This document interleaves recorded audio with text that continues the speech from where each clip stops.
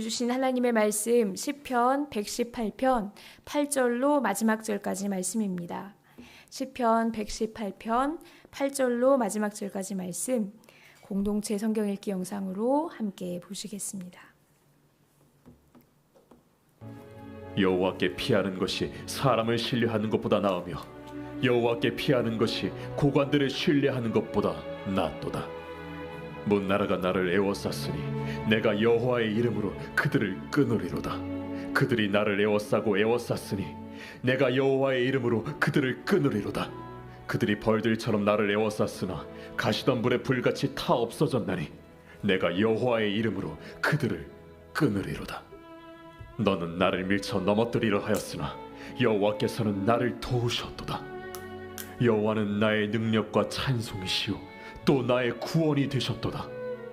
의인들의 장막에는 기쁜 소리 구원의 소리가 있으며 여호와의 오른손이 권능을 베푸시며 여호와의 오른손이 높이 들렸으며 여호와의 오른손이 권능을 베푸시는도다. 내가 죽지 않고 살아서 여호와께서 하시는 일을 선포하리로다. 여호와께서 나를 심히 경책하셨어도 죽음에는 넘기지 아니하셨도다. 내게 의의 문들을 열지어다. 내가 그리로 들어가서 여호와께 감사하리로다. 이는 여호와의 문이라 의인들이 그리로 들어가리로다. 주께서 내게 응답하시고 나의 구원이 되셨으니 내가 주께 감사하리이다. 건축자가 버린 돌이 집 모퉁이의 머릿돌이 되었나니 이는 여호와께서 행하신 것이요 우리 눈에 기이한 바로다. 이 날은 여호와께서 정하신 것이라 이 날에 우리가 즐거워하고 기뻐하리로다. 여호와여 구하옵나니 이제 구원하소서. 여호와여 우리가 구하옵나니 이제 형통하게 하소서. 여호와의 이름으로 오는 자가 복이 있으며 우리가 여호와의 집에서 너희를 축복하였도다. 여호와는 하나님이시라. 그가 우리에게 빛을 비추셨으니 밧줄로 절기 제물을 제단불에 맬지어다. 주는 나의 하나님이시라. 내가 주께 감사하리이다. 주는 나의 하나님이시라. 내가 주를 높이리이다. 여호와께 감사하라. 그는 선하시며 그의 인자하심이 영원함이로다. 아멘. 오늘 읽으신 시편 118편은 할렐시입니다. 할렐시의 할렐은 할렐루야의 할렐입니다. 바로 너희는 찬양하라 라는 뜻인데 주로 6월절 같은 절기에 가정과 교회에서 찬양시로 불려졌습니다. 시편 113편부터 118편까지 이 6편의 시가 바로 시편에서 제일 먼저 나오는 할렐시 그룹이라고 할 수 있는데요. 그 중에서의 가장 마지막 시가 바로 오늘 읽으신 118편입니다. 오늘 이 할렐시를 읽다 보면 하나님의 구원을 이미 체험한 시인이 앞으로도 구원해 주실 것을 믿고 간구하는 것을 알 수 있습니다. 이러한 고백을 통해서 우리에게 주시는 많은 은혜들 중에서 두 가지만 이 시간에 함께 살펴보고자 합니다. 첫째, 우리의 삶은 나 개개인의 어떠함을 드러내는 자리가 아니라 하나님이 어떤 분이신지를 나타내는 무대입니다. 우리의 인생이 스피커라면 하나님이 어떤 일을 하시는지를 이야기하는 스피커가 되고 또 우리 인생이 도화지라면 하나님의 아름다운 그림이 그려지는 도화지입니다. 시인은 이 사실을 굳게 믿었습니다. 그래서 자기 삶에 다가온 고난도 같은 관점으로 이해하고 있습니다. 이 부분이 바로 18절에 나와 있습니다. 여호와께서 나를 심히 경책하셨어도 죽음에는 넘기지 아니하셨도다. 같은 구절을 세번역 성경으로 보시면 이렇게 풀이되어 있습니다. 주님께서는 엄히 징계하셔도 나를 죽게 버려두지는 않으신다. 시인은 인생의 고난을 자기가 무능해서 맞게 된 결과라고 보지 않습니다. 한순간 선택을 잘못해서 일어난 일로도 보지 않습니다.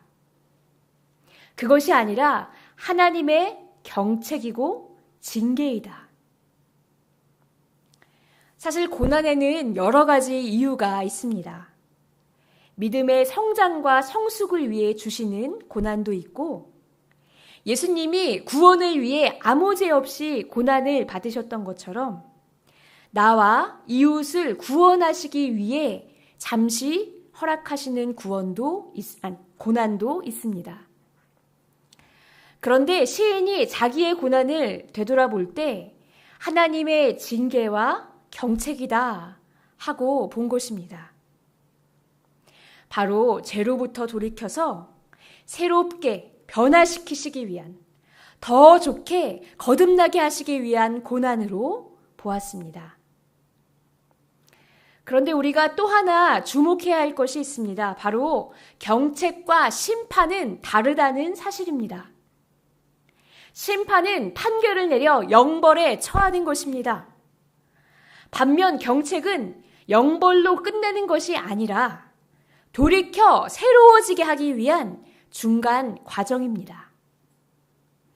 그러니 때때로 엄하게 징계하셔도 이것은 사랑하시기 때문에 부모의 심정으로 주시는 징계이고 죽음으로 넘기지 아니하시는 것입니다.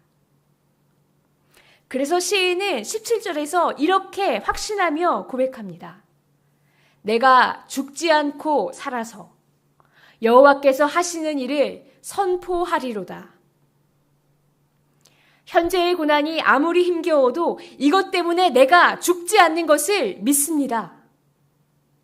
하나님의 목적은 심판이 아니라 사랑이고 훈계인 것을 믿기에 나는 죽음에 넘겨지지 않습니다 하고 확신하고 있습니다. 나는 죽지 않고 살아서 하나님께서 나에게 베풀어 주시는 사랑을 간증하게 될 것입니다 하고 고백하고 있는 것입니다. 이것이 바로 나의 사명이라고, 이 고난을 허락하신 이유라고, 내 삶의 목적이라고 확신하며 선포하는 믿음을 우리가 느낄 수 있습니다. 사랑하는 성도 여러분, 우리의 삶도 하나님 역사의 무대인 것을 믿습니다. 하나님 섭리의 큰 그림이 아름답게 그려지는 도화지인 줄 믿습니다. 설령 지금은 붓이 인생의 도화지에서 어두운 색깔을 칠하고 있을지라도 하나님이 그리시는 그림 전체에서는 명암과 그림자 부분이 되어서 우리의 인생 그림을 더 아름답고 수준 높게 업그레이드 되고 있는 중임을 믿습니다. 바라기는 현재의 고난이 힘들어도 이것은 심판이 아니라 사랑의 징계라는 것들을 잊지 않고 기억하기를 원합니다. 이 시간들을 통해서 우리 삶을 얼마나 더 아름답게 완성시키시는지 보게 될 줄로 믿습니다. 하나님께서 우리에게 하신 일을 내가 죽지 않고 살아서 선포하겠습니다. 믿음으로 확신하고 담대하게 나아갔으면 좋겠습니다. 그래서 쓰러져도 일으키시고 죽어도 다시 살리시는 하나님의 놀라운 능력을 세상 가운데 나타내며 삶으로 영광 돌려드리는 우리 모두가 되시기를 주님의 이름으로 축원합니다. 두 번째, 오늘 본문을 통해서 우리에게 주시는 도전은 여호와께서 정하신 날에 우리는 즐거워하고 기뻐하며 보내야 한다는 사실입니다. 하나님께서 우리들에게 해주시는 놀랍고 기이한 일들이 본문에 참 많이 나옵니다. 10절 말씀에 보시면 여러 나라가 나를 애워싸 포위해도 여호와의 이름으로 이기게 하시는 은혜. 15절 말씀에 보시면 하나님이 나를 도와주실 때 대충 왼손으로 슬쩍 도와주시는 것이 아니라 오른손으로, 가장 강한 오른손의 능력으로 도와주셔서 확실히 이기게 해주시는 은혜.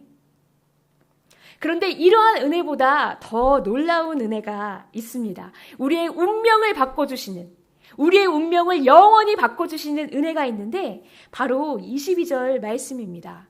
우리 22절 말씀 같이 함께 읽어주시면 감사하겠습니다. 건축자가 버린 돌이 집 모퉁이의 머릿돌이 되었나니. 아멘. 여기서 버린 돌이라는 것은 내쫓다, 멸시하다라는 의미를 가지고 있습니다. 반면에 머릿돌은 건물벽의 기초를 삼기 위해서 집 모퉁이마다 배치하는 네모난 돌을 말합니다. 이 머릿돌은 벽의 기준이 되기도 하고 또 두 방향으로 오는 건물의 무게를 견뎌야 하기 때문에 아주 크고 단단한 돌이어야 합니다. 그런데 이 건축자가 버린 돌, 가치가 없다고 판단해서 버린 돌, 그것도 이 말씀에는 건축자, 단수, 한 사람으로 표현이 되어 있지만 히브리어 원문으로 보시면 건축자들이라는 복수형으로 쓰여 있습니다. 즉 건축자 한 명이 버린 것이 아니라 여러 명의 건축자들이 보기에 너무 쓸모가 없어서 더 이상 미련을 갖지 않고 버린 돌이 있었는데 그 돌이 집 모퉁이의 가장 중요하고 중심이 되는 머릿돌이 되었다는 것입니다. 이렇게 버린 돌이 머릿돌이 되는 놀라운 역전의 사건. 이것이 바로 메시아이신 예수님의 이야기입니다. 예수님께서도 이 마태복음 21장 42절에서 이 구절을 인용하시면서 직접 이 머릿돌을 당신 자신에게 적용시키셨습니다. 즉 예수님께서는 건축자들이 버린 돌처럼 수많은 유대인들에게 배척당하시고 죽임을 당하셨지만 하나님께서 버린 돌을 모퉁이의 머릿돌로 삼으셔서 죽음에서 살리셔서 부활의 첫 열매가 되게 하시고 구원의 초석이 되게 하시고 교회의 머릿돌이 되게 하신 것입니다. 그래서 이것이 참 주로 말미암아 된 것이요 우리 눈에 기이하도다. 시인이 23절에서 이렇게 노래했습니다. 이는 여호와께서 행하신 것이요 우리 눈에 기이한 바로다. 참 신기하고 놀라운 일이라고. 어떻게 이렇게 많은 사람이 버린 돌로 머릿돌을 삼으시는지. 그래서 이 일이 일어난 일, 우리에게 이 일을 주신 날에 우리는 기쁨과 감사로 보내야 한다고 이야기하고 있습니다. 바로 24절 말씀입니다. 이날은 여호와께서 정하신 것이라 이날에 우리가 즐거워하고 기뻐하리로다. 이날 바로 예수님께서 구원의 머릿돌이 되신 날입니다. 그리고 이날이 바로 오늘로 치면 주일입니다. 안식 후 첫날, 오늘날의 주일에 예수님께서 부활하셨습니다. 예수님의 부활은 우리와 상관없는 날이 아니라 주님만 좋으시고 우리와 관계없는 날이 아니라 바로 우리와 직접적인 관계가 있는 날입니다. 바로 우리도 죽음에서 생명으로 구원으로 옮겨진 우리의 운명이 완전히 바뀐 날이기 때문에 그 주일을 우리는 작은 부활절로 지키며 기뻐하며 감격하며 예배를 드립니다. 그래서 이것이 바로 우리가 마땅히 보여야 할 주일을 보내야 할 우리의 태도이며 반응인 줄로 믿습니다. 그런데 우리 자신을 잠잠히 돌이켜보면 이러한 기쁨으로 주일을 보낼 때도 많이 있지만 그러지 못할 때도 때때로 있는 것 같습니다.